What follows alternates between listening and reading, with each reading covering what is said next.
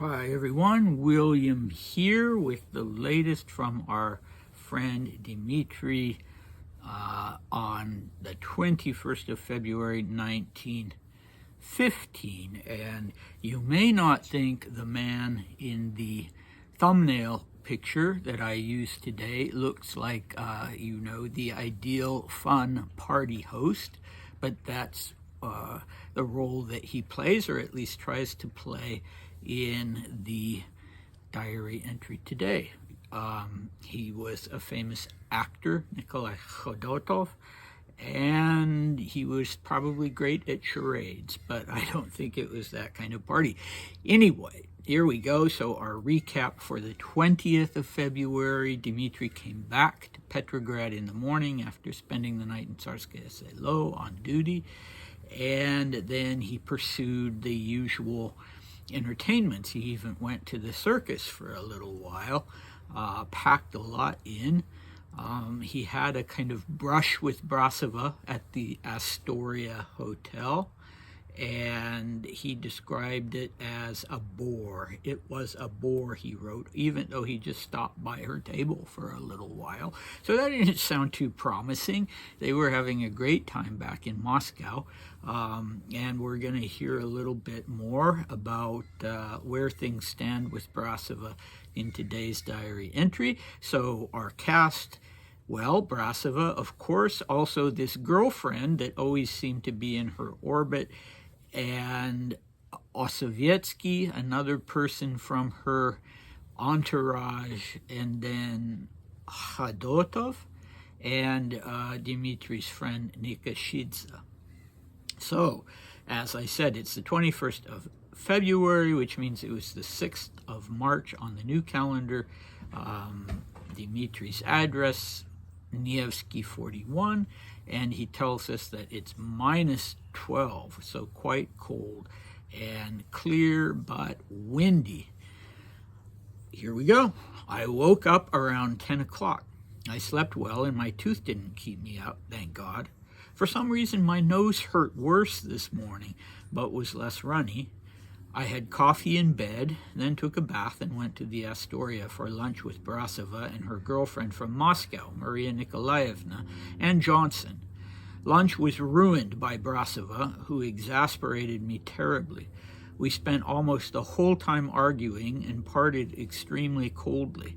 I stopped by the club for half an hour, then went home, where Osovietsky was waiting for me. We sat around and chatted for quite a long time, then went to the Astoria for tea, where we sat down with Brasova again. She and I made up. I dined at the club and spent the rest of the evening there. At midnight, I stopped by the house, picked up Nikashidze, and we went together to a party at Khodotov's. There were far too many people, and I more or less just sat there until 7 in the morning. It was boring. Okay, somebody's in a bad mood today. He's been having this tooth trouble. His nose, initially it seemed to be fine, and now it seems like it's it's painful. It's causing him more pain than he anticipated at this point, and it's also runny, and yeah, he's in a bad mood for those reasons, perhaps for others that we don't know about. Brasova, I don't know what kind of mood she was in. Doesn't sound like she was in the happiest state either, but when Dmitri was in a mood like this, it just wasn't, things just weren't going to work.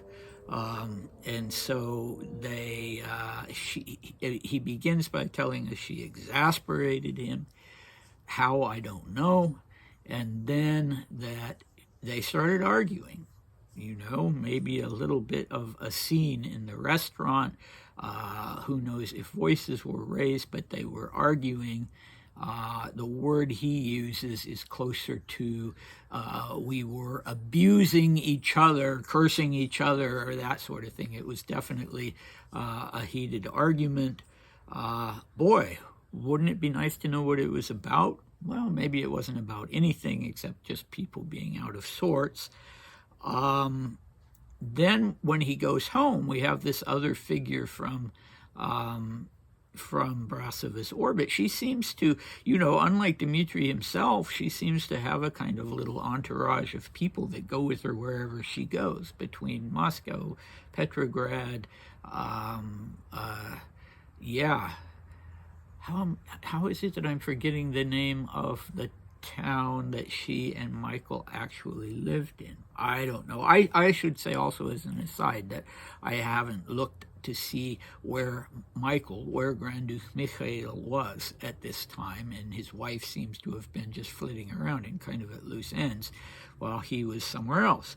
Ossovietsky, he was another one of the Moscow group, and Dmitri met him for the first time there and was immediately fascinated by him because Ossovietsky was what you would call, in conventional terms, an occultist. He was into seances and all that sort of thing, and Dmitri was interested in that sort of thing, not in a parlor game kind of level, but the sort of deeper metaphysical issues, and so they have a little private get-together. Apparently, Dmitri says that Ossovietsky is there waiting at the house when he comes home from having lunch with Brasova. Okay.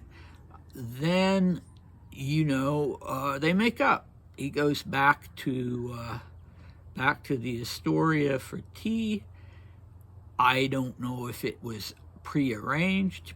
Probably not, given how they parted, but he sat down with Brasova again. He says maybe she went there and he went there, both thinking they would run into the other, and they could sort of, if not apologize, then say, yeah, I went too far, no, I went too far, that sort of thing, so they reconcile. And we'll see how the rest of the relationship, how the relationship unfolds from here on out.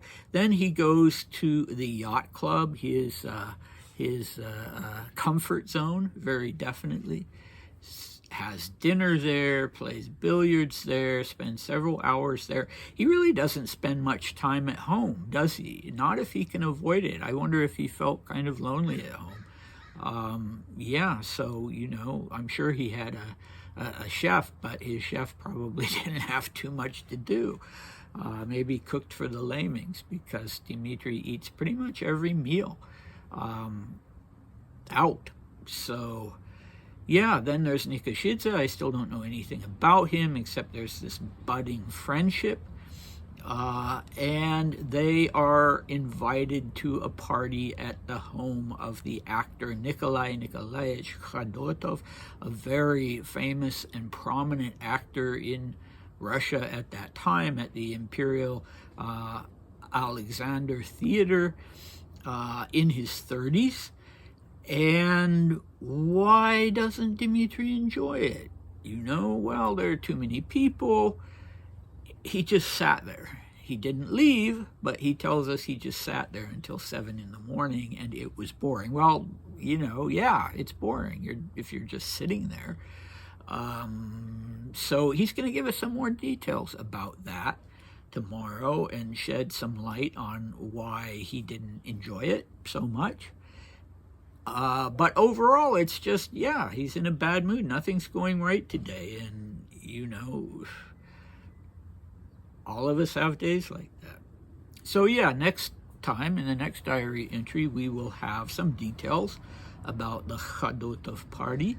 And we will have something strange, a nighttime visit to Ducky. Dmitri will go and see her at 9 o'clock in the evening, or at night. And so we'll find out about that.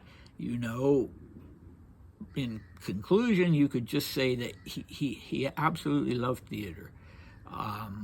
He liked opera, he liked ballet, but theater was really his thing. If he was a royal person nowadays, he would be spending all his time, in the West End, or in Hollywood, or in New York City on Broadway. He did start to make the transition to liking cinema. At this time, there certainly already was cinema, but it was still pretty primitive. And the theater is just really his thing. And later on, when Paul died, and when Dmitri, who was in London at the time, got the news that Paul died, his solace was really the theater. He didn't have his sister there or other family members, and he was criticized for that, for going to the theater every night, basically. And he wrote in his diary, basically, look, this is how I'm coping with this. So, I think that's perfectly justifiable, although it did scandalize people. All right, so let's call it a day, and I hope you'll come back tomorrow for the continuation of what went on in the party and for this odd visit to Ducky. All right, see you then. Bye.